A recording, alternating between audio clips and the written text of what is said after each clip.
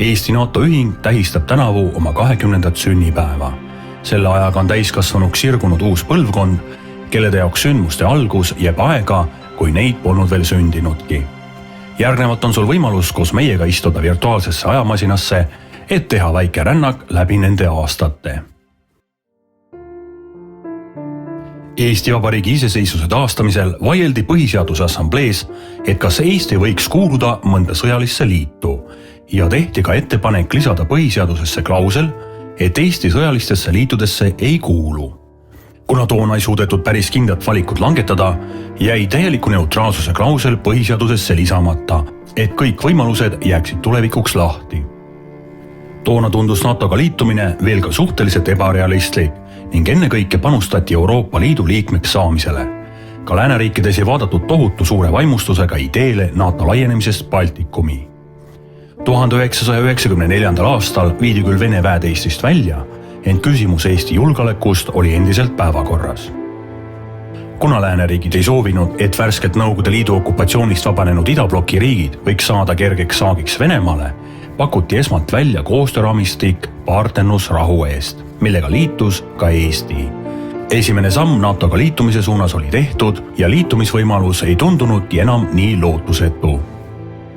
Paljudele eestlastele oli NATO siiski tundmatu abstraktsioon ning kohati tuginesid arusaamised isegi Nõukogude Liidu aegsele NATO-vaenulikule propagandale. Paratamatult tõusatus vajadus avaliku diskussiooni järele nii NATO olemuse kui ka sellega liitumise plusside ja miinuste osas. Nii sündis sajandivahetusel idee luua teiste NATO riikide eeskujul ka Eestis NATO tegevust ja liikmelisust tutvustav vabaühendus. Algatusrühma kuulusid Tiia Kurik, Madis Mikko, Liis Klaar ja Trivimi Velliste. 2. veebruaril 2001. aastal toimub Välisministeeriumi saalis Eesti NATO ühingu asutamiskoosolek. Nõukogu esimeheks valitakse Kalev Stoicescu ja juhatajaks Jörgen Siil. Ühingu peamiseks eesmärgiks saab tutvustada Eesti üldsusele NATOt.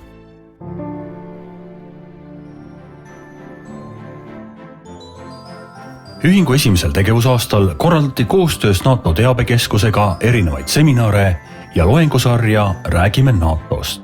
Samuti toimus samal aastal NATO ühingute katusorganisatsiooni Atlantic Treaty Association delegatsiooni visiit Eestisse, mille järel ka Eesti NATO ühing arvati ATA liikmeks. 2002. aasta novembris sõidavad ühingu liikmed Balti NATO ühingute koostööprojekti Next Stop NATO raames NATO tippkohtumisele Prahas, kus Eesti saab ametliku kutse liituda NATOga. 26. märtsil 2003. aastal allkirjastatakse NATO ühinemisprotokollid 7 uue liikmesriigiga, kellede seas on ka Eesti. Liikmesriikides algab ratifitseerimisprotsess. Aasta hiljem annab Eesti Vabariigi peaminister Juhan Parts USA välisministrile üle Põhja-Atlandi lepinguga ühinemise kirja. Eestist saab nüüdsest NATO liige. 2. aprillil 2004. aastal heisatakse Brüsselis NATO peakorteri ees Eesti Vabariigi lipp.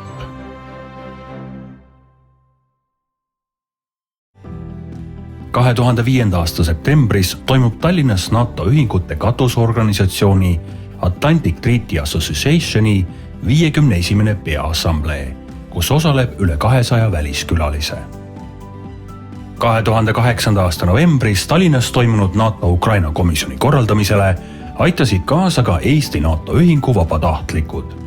Üritus tõi Tallinnasse USA, Tšehhi, Rumeenia, Läti, Leedu, Türgi, Ukraina, Taani ja Albaania kaitseministrid ning NATO peasekretäri Jaap de Hoop Schäferi. 2010. aastal toimub Tallinnas NATO liikmesriikide välisministrite tippkohtumine, mille üheks peakorraldajaks on ka Eesti NATO ühing. Samal aastal korraldas Eesti NATO ühing Tallinnas Vabaduse väljakul NATO päeva, kus huvilistel oli võimalik saada osa NATO teemalistest aruteludest, nautida ansambel Smilersi esinemist ja vaadata dokfilmi Afganistan otsib superstaari. Arutelusid vahendasid üldsusele Kuku raadio ja Delfi. 2011. aastal asutatakse Eesti NATO ühingu osalusel Karolin Illenseri fond kelle eesmärgiks on koguda vahendeid teenistuses langenud või vigastada saanud Eesti kaitseväelaste laste toetuseks. 2011. aasta aprillis toimub esimest korda Balti-Vene noortefoorum. 2012. aastal toimub Eestis esimest korda ÜRO Julgeolekunõukogu resolutsiooni Naised, rahu ja julgeolek ümarlaud.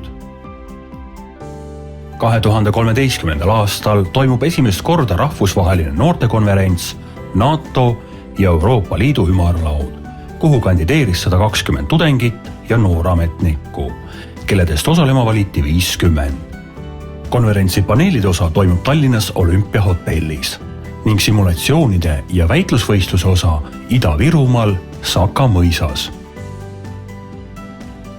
7. mail 2013. aastal toimub 3. ümarlaud sarjas Naised, rahu ja julgeolek, kus osaleb esimest korda ka kõrgetasemeline välisesineja, endine Soome kaitseminister Elisabeth Rehn. Paneel sai märkimisväärset vastukaja ka meedias. 2013. aasta suvel korraldab Eesti NATO ühing koostöös riigikaitserügemendiga Tallinna ning Ida-Virumaa noortele laagri riigikaitse alused, eesmärgiga tutvustada Kaitseväge ja Kaitseliitu ning Eesti riigikaitse aluseid. Ühtlasi propageeriti selle raames riigikaitseõpetust gümnaasiumitele. 2014. aasta jaanuaris saadab George W. Bush Eesti NATO ühingu liikmetele tervituse NATOga liitumise 10. aastapäeva puhul.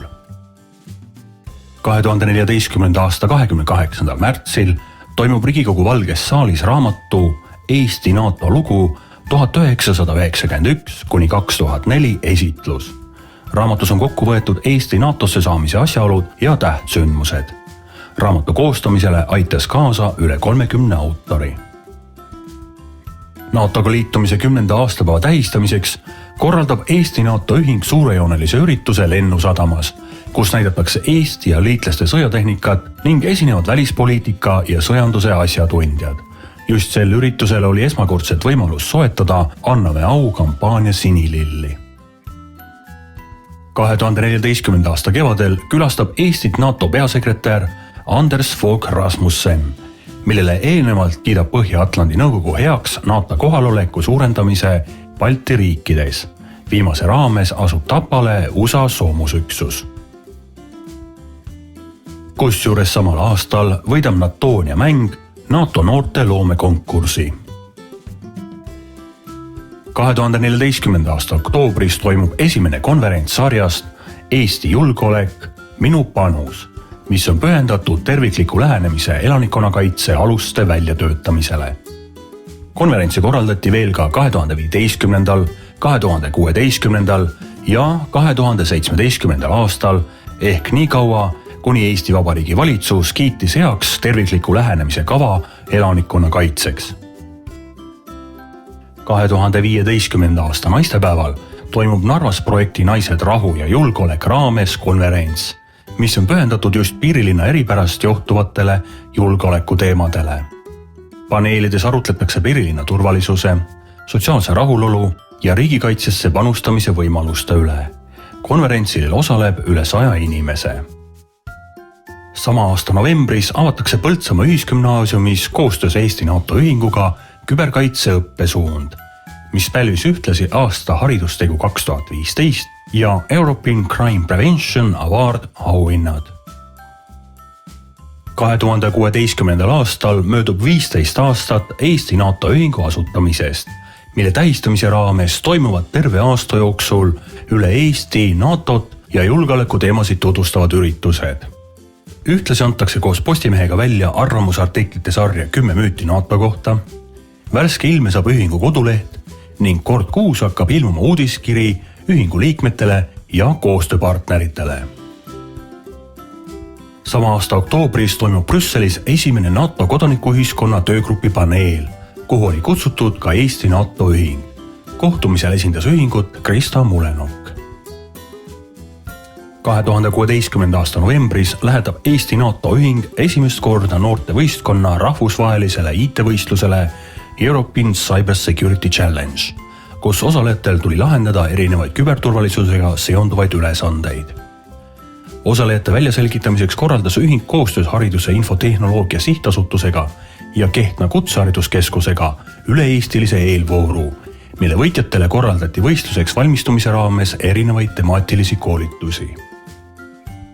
2017. aastal välvib Eesti NATO ühing vabatahtliku sõbra märgi, mida annab välja Eesti külaliikumine Kodukant koos Siseministeeriumiga. Märgi andis pidulikul tseremoonial üle siseminister. Märki antakse organisatsioonidele, kes on vabatahtlike kaasamise põhjalikult läbi mõelnud ja korraldanud seda kooskõlas hea tavaga. 2018. aastal täitub 100 aastat Eesti Vabariigi loomisest, mille raames toimub terve aasta jooksul hulk erinevaid sündmusi üle kogu Eesti, milledest paljudest võttis moel või teisel osa ka Eesti NATO ühing. 2018. aastal kiidab Eesti Vabariigi valitsus heaks uue elanikkonnakaitse kontseptsiooni, mille loomisele aitas kaasa ka Eesti NATO ühingu meeskond. 2018. aasta sügisest kuni 2019. aasta kevadeni korraldab Eesti NATO ühing ürituste sarja NATO 70 Eesti 15, mis oli pühendatud Eesti NATOsse kuulumise 15. aastapäevale ja NATO 70 aastaseks saamisele. Erinevad üritused, seminarid ja loomekonkursid olid suunatud nii eesti kui venekeelsetele noortele ja õpetajatele, aga ka kogu avalikkusele ja pälvisid sooja vastuvõttu. 2019. aasta kevadel toimub Natonia online-mängu rahvusvaheline võistlus, mille võitjad saavad preemiaks reisi Brüsselisse NATO peakorterisse. Ühtlasi toimub sama aasta märtsis Tallinnas NATO 70 projekti raames Eesti NATO ühingu poolt korraldatud ekspertide ümarlaud, mille kokkuvõtte edastatakse NATO juhtkonnale Brüsselis ja Transatlantic Policy Planners miitingule Londonis. 2019. aasta oktoobris näeb ilmavalgust Eesti NATO ühingu, Haridus- ja Teadusministeeriumi, TalTechi, Eesti Informaatikaõpetajate Seltsi ja Kehtna Kutsehariduskeskuse koostöös küberkaitse valikkursuse digiõpik gümnaasiumile. Samas kuus osaleb Eesti tiim NATO 70 võistlusjooksul Budapestis, kus tuli läbida 10 kilomeetri pikkune distants. Eestit esindasid Mark Kaabner ja ühingu liikmetest Hindrek Lootus, Kersti Siivask, Krista Mulenok ja Peeter Võsu. Koostöös Suurbritannia saatkonnaga korraldab Eesti NATO ühing 2019. aasta novembris NATO 70. aastapäevale pühendatud mitmeosalise meistriklassi noortele, kus neil on võimalik kohtuda Suurbritannia kaitseatašee kolonel-leitnant Matthew Hingiga, suursaadik Theresa Buberiga ja Briti sõduritega, et arutleda hübriidohtude ning erinevate NATO liikmesriikide julgeolekuprobleemide üle. 2020. aasta alguses võtab maailmas võimust koroonaviiruse pandeemia, mille tõttu suletakse paljude riikide piirid ning kehtestatakse erinevaid kogunemis-, liikumis- ja tegevuspiiranguid. Eesti NATO ühing asub otsima uusi viise, kuidas tekkinud oludes tegutseda. Appi võetakse webinarid, erinevad videolahendused ja sotsiaalmeediakampaaniad. Kuna koolides on õppetöö distantsõppele viidud, siis annab Eesti NATO ühing välja õppevideo gümnaasiumitele, milles tutvustatakse NATOt, Eesti NATO ühingut, Natonia mängu ja kaasaegse infosõja erinevaid aspekte. 2020. aasta juunis toimub NATO, Eesti Vabariigi Välisministeeriumi, Kanada suursaatkonna ja Eesti NATO ühingu eestvedamisel ümarlaud Naised, rahu ja julgeolek, mille otstarve on koguda ja kaardistada naiste arvamusi ja hoiakuid julgeoleku ja riigikaitse vallas. 2020. aasta 29. juulil valiti esimest korda NATO ühingute katusorganisatsiooni Atlantic Treaty Associationi üks asepresidentidest Balti riikidest. Ühingu presidendiks valiti Ameerika Ühendriikidest Jim Townsend ning asepresidentideks Alex Servan Rumeeniast, Werner Fasslabend Austriast ja Krista Mulenok Eestist.